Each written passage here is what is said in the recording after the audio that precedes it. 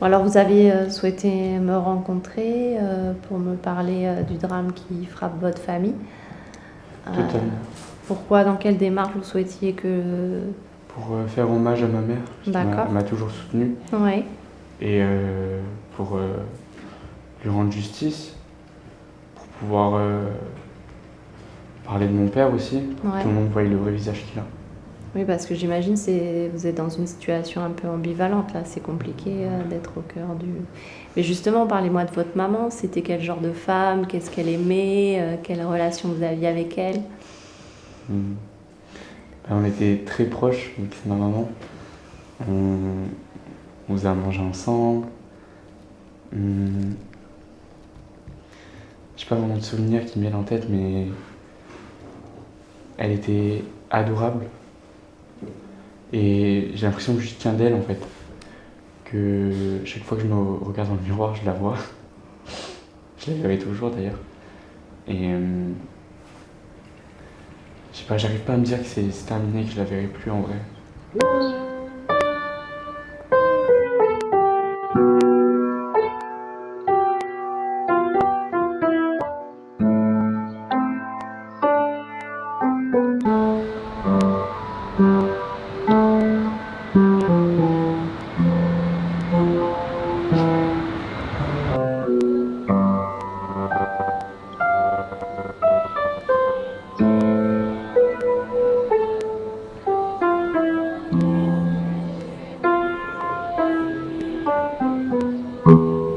Vous avez quand même expliqué comment vous êtes arrivé là, mais quelles études et quel parcours vous avez? Alors, donc moi j'ai fait ce qu'on appelait à l'époque un bac littéraire. Après j'ai fait une licence de lettres modernes.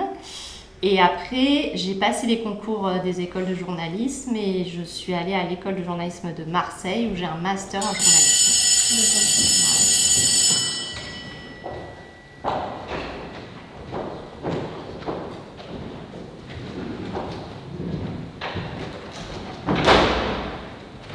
Vous pouvez vous asseoir.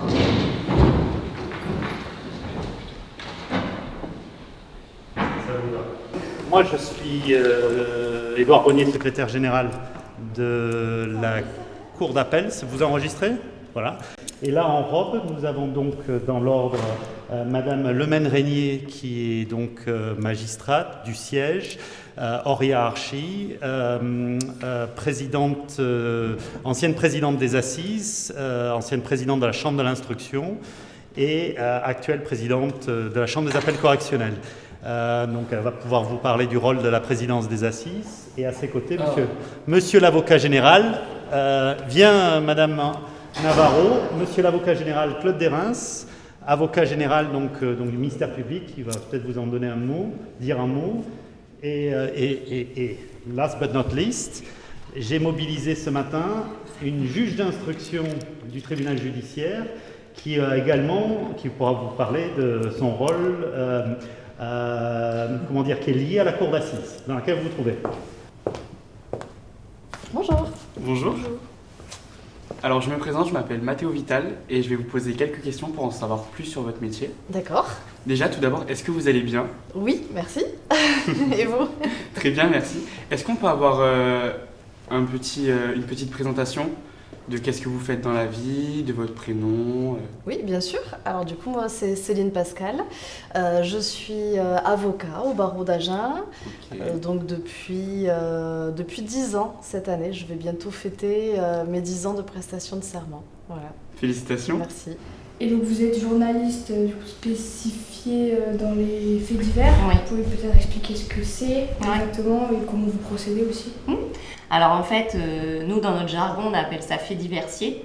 Donc c'est une spécialité un petit peu au niveau du journalisme où effectivement nous on suit tout ce qui est ce qui sort un peu de l'ordinaire avec un prisme un peu judiciaire. Alors ça peut aller de l'accident de voiture au cambriolage, à l'incendie de maison jusqu'au crime. Et en fait, nous en tant que journaliste local, dès qu'on a connaissance de ces faits, on va sur le terrain, on essaie d'avoir des informations, etc. Et après, tout ce qui est la machine judiciaire se met en marche. Donc nous, on suit le dossier. jusqu'au moment, si c'est le cas, où il y a un procès devant une juridiction. Voilà. Okay. Concrètement, avec les juges, on n'a pas de rapport. Voilà, eux, ils sont là pour juger. Nous, normalement, les seuls rapports qu'on doit avoir, c'est avec le parquet, parce que c'est la seule autorité qui est habilitée à communiquer avec nous. Voilà. Selon l'article 11 du Code de procédure pénale, seul le procureur est habilité à communiquer sur les affaires en cours. Donc, les relations avec les magistrats du parquet tiennent beaucoup des personnalités des uns et des autres et de la connaissance de notre métier, clairement. Moi, jusqu'à peu, j'allais tous les jours au parquet, je connaissais tous les magistrats, on passait du temps avec eux et c'était très très enrichissant parce que même dans notre manière d'écrire, on tenait aussi compte de leurs conditions de travail. Voilà. C'était assez intéressant. Une fois qu'il y a l'interpellation de l'auteur présumé, qu'il y a son déferment devant le juge d'instruction, le seul interlocuteur que vous aurez en tant que journaliste, c'est le procureur de la République, ou c'est les personnes qui travaillent avec lui. C'est lui seul qui va pouvoir vous dire ce qui se passe dans la procédure. Ça, c'est dans le cadre de l'instruction. Ensuite, il y a l'instruction. Donc, l'instruction, je ne sais pas ce que vous en dites, Agnès. Mais... Pareil, c'est-à-dire qu'au niveau de l'instruction, le juge d'instruction, il y a ce qu'on appelle le secret de l'instruction. Du coup, le juge d'instruction n'a aucun rapport avec les journalistes. Et comme l'expliquait mon cher avocat général, donc en fait, tout ce qui est médiatisation, enfin tout ce qui est rapport avec la presse, ça, c'est du ressort du parquet, alors ou le procureur de la République ou le procureur général en fonction des affaires, tout dépend des fois aussi de la sensibilité des affaires. Donc en fait, au niveau du juge d'instruction, il n'y a aucun rapport presse-juge d'instruction. Avez-vous déjà collaboré avec un ou plusieurs journalistes ? Alors, notre métier en règle générale, surtout quand on fait du pénal, c'est une collaboration en fait un peu de tous les jours avec les journalistes, puisque dans le pénal, donc on a des dossiers qui parfois donc intéressent les journalistes.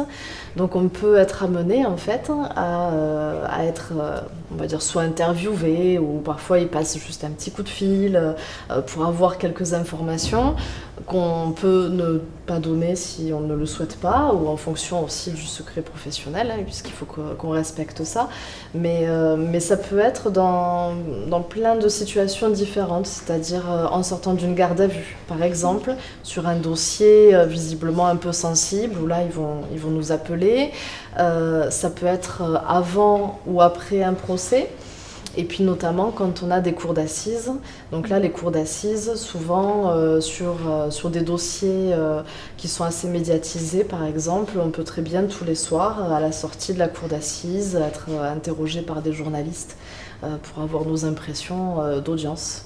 D'accord, voilà. Merci. Donc vous rentrez dans la salle des pas perdus, les comparutions immédiates, les audiences qui sont en cours, ou peut-être Madame Curien est en ce moment. Là, même si tout ce qu'on vient de dire est vrai sur le secret de l'enquête, etc., il y a quand même des rapports plus fréquents avec nos journalistes locaux. Et quand on préside des comparutions immédiates donc au tribunal judiciaire, il n'est pas rare qu'on connaisse et qu'on identifie le membre de la presse locale qui viennent aux audiences. Et là, même si, donc je vous ai dit tout à l'heure que l'audience était publique, je dirais que le même effort de pédagogie et d'accessibilité qu'on a quand on juge, on veut se faire comprendre de tous, de la personne qui est jugée, de la personne qui se déclare victime, et finalement la volonté d'être compris, d'être accessible, on l'a également dans le respect de notre serment avec la presse.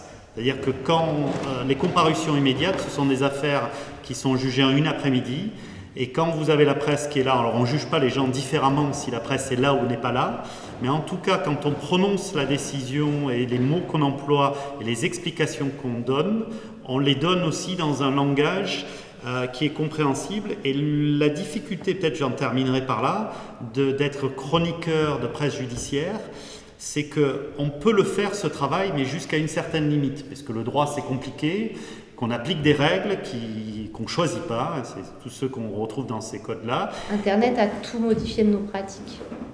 Parce que au départ, quand on nous donnait une information, on savait qu'elle allait sortir 24 heures après. Ça laisse du temps, 24 heures quand même, pour travailler, pour informer les personnes concernées, etc.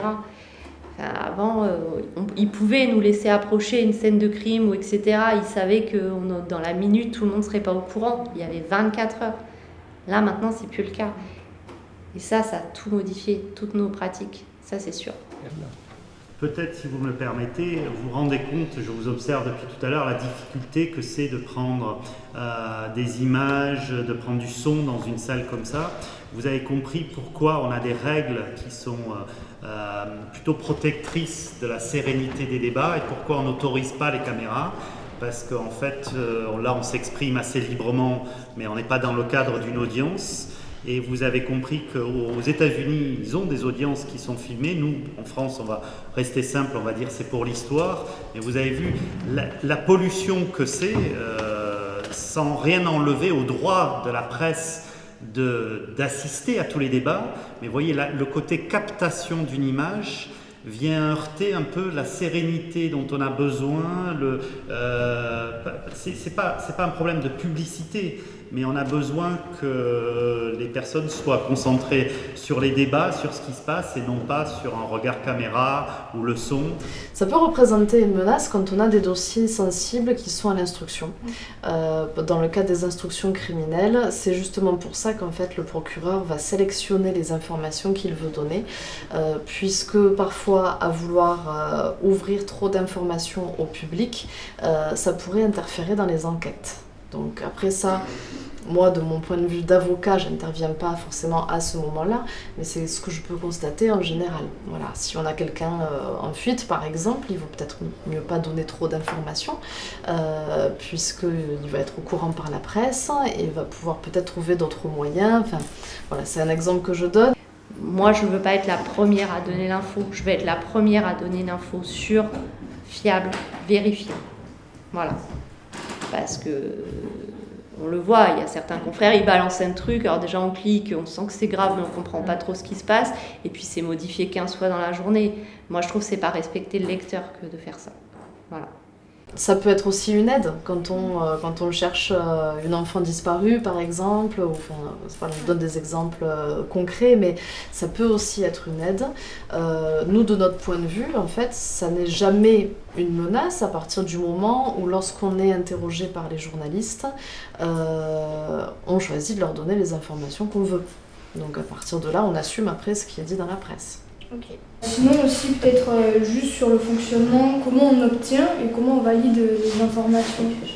Alors nous, en tant que fait diversier, on est astreint à un exercice qu'on appelle la tournée. En fait, tous les matins, même des fois avant que j'arrive à la rédaction, je passe des coups de fil à mes sources officielles. Alors mes sources officielles, c'est tous les responsables, on va dire, de la police, la gendarmerie, ça peut être les pompiers, ça peut être les magistrats du parquet, enfin, etc. Ça, on fait ça le matin pour savoir si s'est passé des choses la nuit. On refait ça en milieu de journée et on refait ça en fin de journée. Ça nous permet un peu de balayer tout ce qui peut se passer, on va dire, en matière d'accidents, de rixes, enfin de choses, on va dire, de ce qu'on appelle vraiment purement les faits divers. Et après, au-delà de ces sources officielles, on a aussi nos propres sources et notre réseau, parce qu'un bon fait diversier, en fait, il doit avoir un réseau d'informateurs. Et ces informateurs, en fait, ils peuvent être extrêmement variés. C'est-à-dire que ça peut être le copain qui fait du sport avec nous et qui nous appelle en disant « Écoute, il se passe quelque chose, j'ai vu des pompiers. » Et nous, là, on nous met la puce à l'oreille et nous, on va aller gratter un peu derrière. C'est grave, c'est pas grave, qu'est-ce qui s'est passé, etc.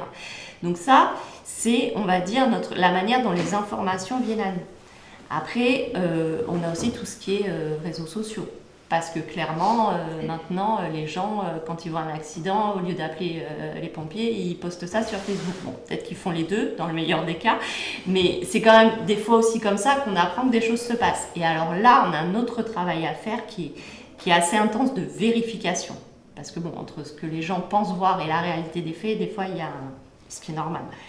Donc c'est un peu comme ça toute la journée où on est un peu sur le qui-vive parce qu'on a le téléphone qui bip souvent et à nous de faire le tri parce qu'il y a quand même un tri. On n'écrit pas tout ce qu'on sait surtout tout le temps, enfin, parce que sinon on ferait pas des journaux, on ferait des livres de faits divers. Alors pas parce que les choses sont plus ou moins importantes, mais après nous notre intérêt aussi c'est de viser ce qui va intéresser les lecteurs et ce qui est aussi de l'ordre de l'intérêt public. Voilà, ça c'est important aussi, c'est notre boussole et après on hiérarchise et puis surtout on en parle effectivement le matin, on a une conférence de rédaction, voilà, je travaille sur tel ou tel sujet et on a des supérieurs évidemment mais aussi des collègues et on échange beaucoup, c'est très riche en fait une rédaction, ça nous permet vraiment d'échanger entre nous sur notre manière d'écrire, sur des angles de sujets qu'on peut prendre, etc. Ok, très bien. Moi, ce qui peut me choquer davantage, c'est la tendance que je trouve personnellement très mauvaise de certaines sociétés de production de faire des reportages qui passent à la télévision avant le procès d'assises. Ça, c'est extrêmement désagréable parce que ça influence considérablement les jurés. L'information, elle peut s'affiner. C'est-à-dire qu'au début, on essaie d'avoir des informations qui sont un peu parcellaires. C'est-à-dire qu'on nous parle, je ne sais pas, d'un homme d'une vingtaine d'années. Enfin voilà, là, à la fin, on a l'âge, on a l'identité. Enfin voilà, ça s'affine dans la journée, il n'y a pas de difficulté. Et puis des fois, on peut se tromper. On peut dire qu'il a une trentaine d'années, finalement, il a 45 ans. Bon, voilà, c'est sûr qu'au fil de la journée, ça s'affine. Et c'est pour ça que c'est important aussi d'avoir des confirmations et de recouper, c'est très très important. Vous avez à peu près le même âge que mes enfants, qui d'ailleurs étudient le droit, mais qui ont été passionnés, pas peut-être pour des raisons juridiques, de suivre, comme beaucoup de personnes, le procès Amber Heard, Johnny Depp. Et là, on voit bien que c'est pas un problème. Alors, il y a des cas, comme l'évoquait Madame la Présidente Le Maine-Régnier tout à l'heure, où pour protéger l'ordre, ce qu'on appelle les bonnes mœurs aussi, parfois aussi, mais la dignité des victimes, on a des procès à huis clos. Mais sinon, le grand principe, c'est que tout ça, la justice se déroule de manière publique. Mais donc, on a des capacités de capter des audiences pour l'histoire, mais le fait de le capter en temps réel peut changer le cours d'un procès.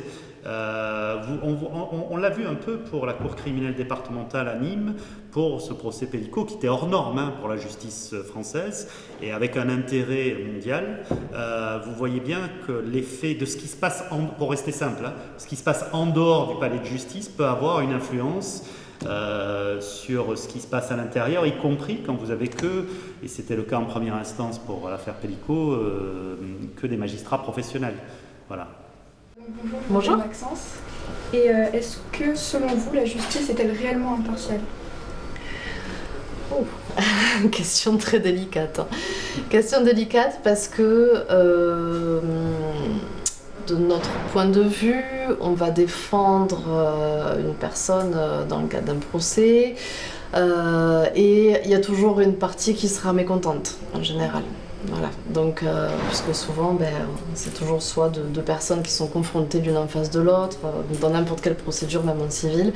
Donc il y aura toujours un mécontent et il y en aura toujours qui penseront que peut-être le magistrat a pris parti.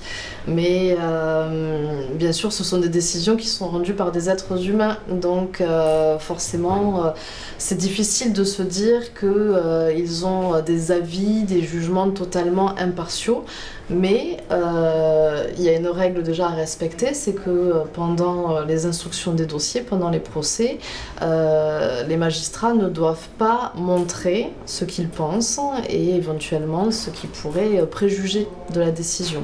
Donc ils doivent rester impartiaux. Si ça devait arriver, on a le droit, nous, en tant qu'avocats, de le soulever pendant l'audience. Alors ça va créer un incident, mais il peut y avoir, au niveau de la procédure, une sanction si on se rend compte en fait qu'un magistrat serait partial. Donc ça fait partie en tout cas d'un garde-fou justement de la justice pour qu'une bonne justice soit rendue pour tous. Mais après, bien sûr, nous, on n'est pas toujours contents des décisions. Mais ça ne veut pas dire que le magistrat n'a pas été impartial. Ça veut simplement dire qu'il a fait application d'une loi, d'une règle, et qu'il a décidé de cette façon-là. Donc, logiquement, la justice, elle l'est. Voilà. Est-ce que parfois vous êtes déçus de vos choix? Non. De ce qu'on juge, c'est ça Non, de votre nos question? choix de métier. Non, des décisions. Des décisions. Alors, ce que je dis, si je peux commencer la réponse et après, bien entendu, te laisser t'embêter, mais une des garanties qui est reconnue d'ailleurs par les différents traités signés par la France, c'est ce double degré de juridiction. C'est-à-dire que quand on est juge de première instance, on applique des règles et on essaie de les appliquer au mieux, avec des grands principes, notamment au pénal que le doute doit profiter à l'accusé. Mais malgré tout, il y a un deuxième regard par la cour d'appel, qui fait qu'on est dans un cadre, une fois qu'on a rendu un jugement de première instance, on est dessaisi de cette affaire-là et on a confiance que il y a un double degré de juridiction. Alors, en dehors de la cour d'assises, lorsqu'on a, en principe, on est 3 magistrats en dehors de la cour d'assises. Et la décision, elle se prend à 3 et à la majorité. Et donc 3, vous imaginez que quand il y en a un qui n'est pas d'accord avec les 2 autres, mais c'est les 2 autres qui l'emportent, y compris si le président n'est pas d'accord avec la décision de ses assesseurs, mais il doit se ranger à cette décision-là. Alors ça peut être parfois agaçant quand l'un d'entre nous est mis en minorité, que ce soit le président ou les assesseurs, c'est agaçant, c'est comme ça. On est habitué, ça fonctionne comme ça.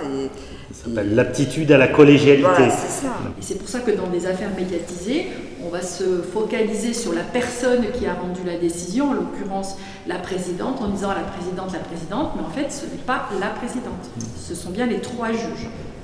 Et justement, ce que vous traitez, vous avez dit que c'était de la matière sensible. Alors quel est le poids un peu de la déontologie dans ce métier et quelles sont les règles qu'on peut s'imposer pour traiter ça? Est-ce que tout le monde a les mêmes? Alors il y a un cadre légal qui est commun à tous les journalistes. En France, on a de toute façon la loi sur la liberté de la presse du 29 juillet 1881, qui date un peu mais qui est toujours en vigueur. Et puis après, on a des chartes déontologiques au niveau, on va dire, des journalistes. Il y a la charte de Munich, enfin, il y a pas mal de chartes. Et après, on a au journal Sud-Ouest, nous, une charte des faits divers qui encadre notre pratique. Alors, cette charte, elle était importante parce que nous, on est présents sur 6 départements différents. Et on voulait s'assurer qu'un chroniqueur judiciaire ou un fait diversier qui couvre une audience à Saintes, à Bayonne, à Mont-de-Marsan, à Périgueux ou à Agen, s'appliquent les mêmes règles. Par exemple, est-ce qu'on met les noms des prévenus, ce qu'on a le droit de dire ou pas, etc. Ça encadre nos pratiques en fait pour vraiment harmoniser les articles sur l'ensemble de la zone.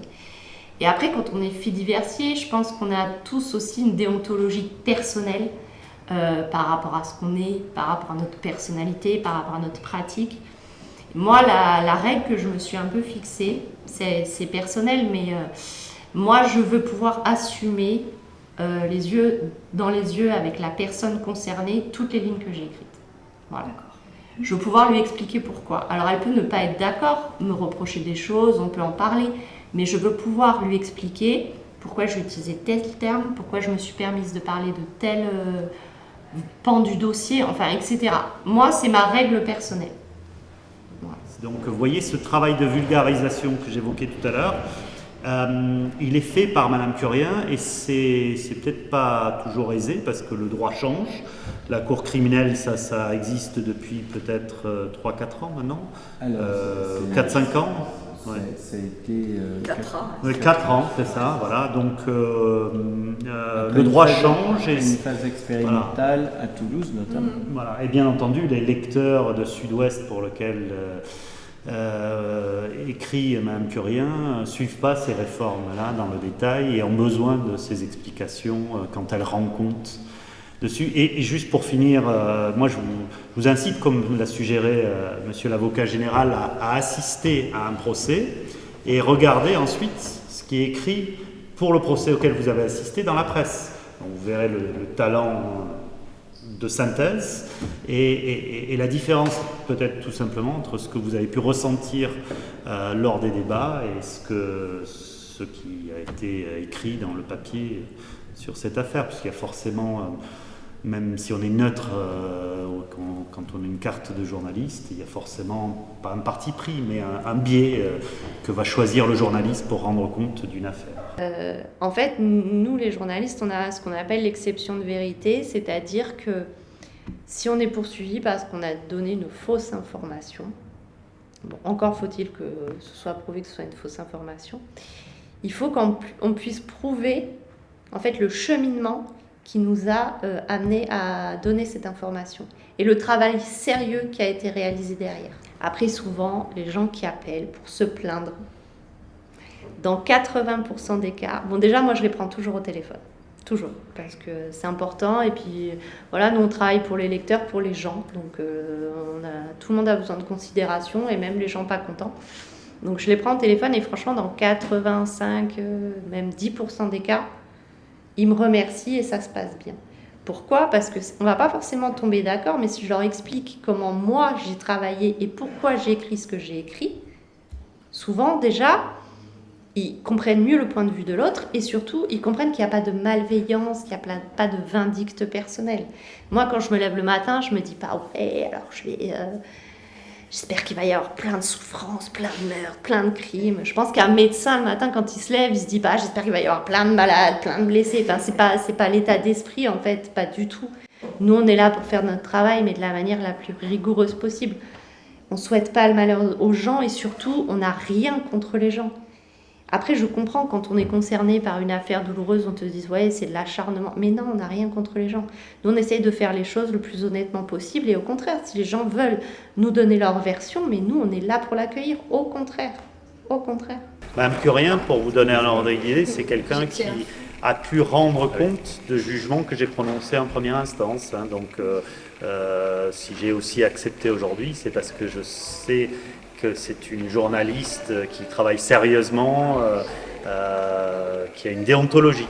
Non, il n'y a pas que les magistrats qui ont une déontologie. Moi, on me dit souvent, tu vois des choses horribles, tu couvres des trucs horribles, tu dois voir que voilà, il y a des agressions partout. Je dis mais non, mais pas au contraire. Moi, plus je fais ce métier, plus je suis rassurée en fait. Parce que la violence, je la vois, je la connais, je sais d'où elle vient. Donc elle me fait pas peur parce que en fait c'est pas un fantasme. Je sais qu'en fait la violence souvent elle est produite par des choses et que les agressions au hasard dans la rue à quelqu'un, ça arrive très peu. Enfin c'est très très marginal, très très marginal. Vous vous sentez en sécurité malgré votre métier compliqué et des personnes pas toujours très recommandables? J'ai jamais eu de... À titre personnel, hein, du coup, j'ai jamais eu de difficultés particulières, j'ai jamais eu peur. Bon, quand on va voir des détenus qui ont pu commettre des crimes particulièrement atroces, on est en détention, c'est surveillé. Puis généralement, de toute façon, quand ils viennent nous chercher, c'est qu'ils ont besoin d'aide, donc ils vont rarement s'attaquer à la personne en fait qui est là, qui serait là pour les aider. Mais bien sûr, on n'est jamais à l'abri parfois de certains comportements ou des personnes qui ont des troubles du comportement qui pourraient devenir incontrôlables. Et là, dans ces conditions-là, donc, par exemple, quand on va dans les hôpitaux psychiatriques, puisqu'on fait aussi des audiences des fois dans les hôpitaux psychiatriques, et là, dans tous les cas, il y a toujours une sécurité aussi. Et donc, en principe, tout se passe bien. Voilà. Après... on a pu déjà faire l'objet de menaces généralement uniquement verbales. j'ai jamais eu peur de plus que ça. En principe, des clients peut-être un peu mécontents qui vont s'énerver, mais j'ai jamais eu de menace quant à mon intégrité physique ou voilà, je pense qu'il faudrait, après ça dépend des dossiers qu'on a, hein, bien sûr, hein, si on commence à traiter avec la mafia, là dans ces cas-là peut-être qu'effectivement il faut faire attention.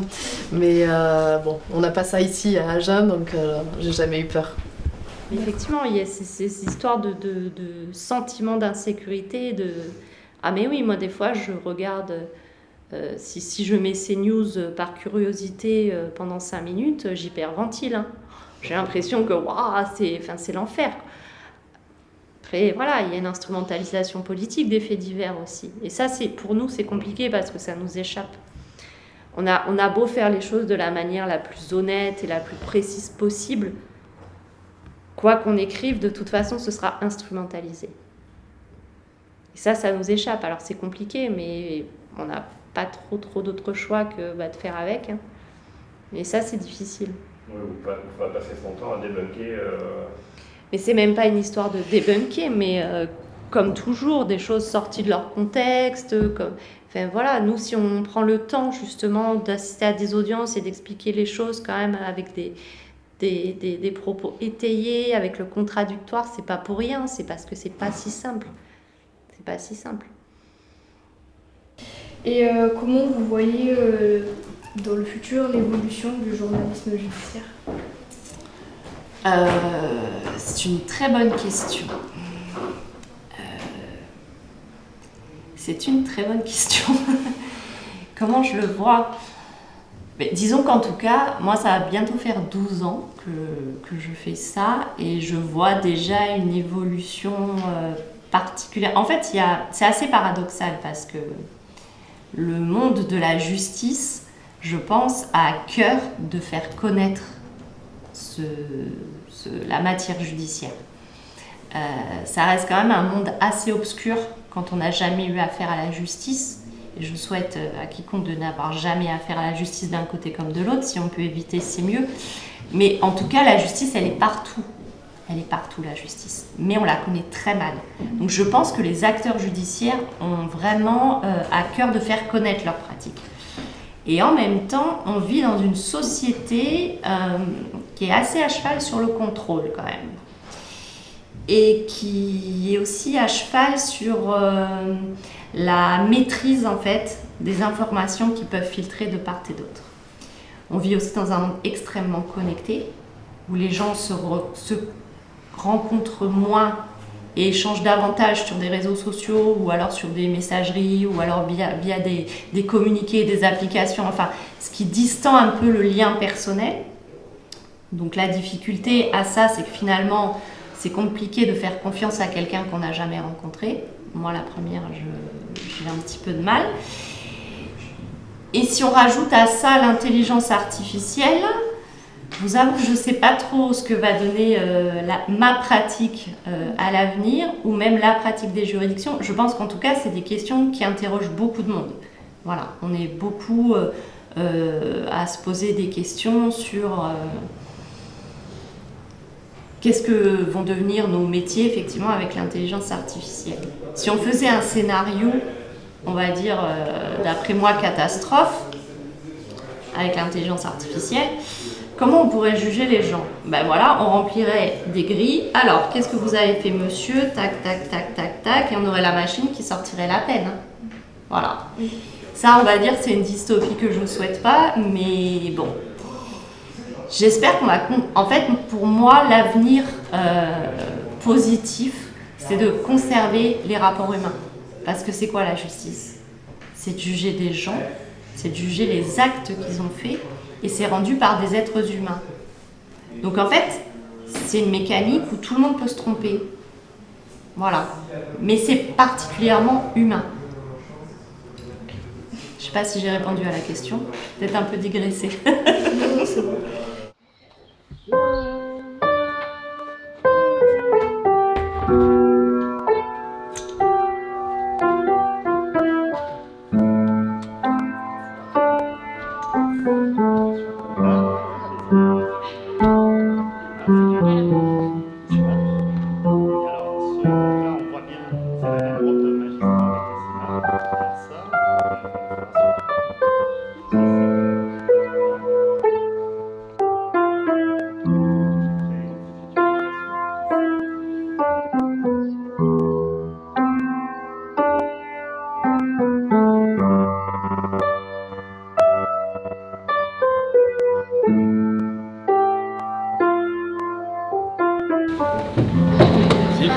Vous pouvez vous asseoir.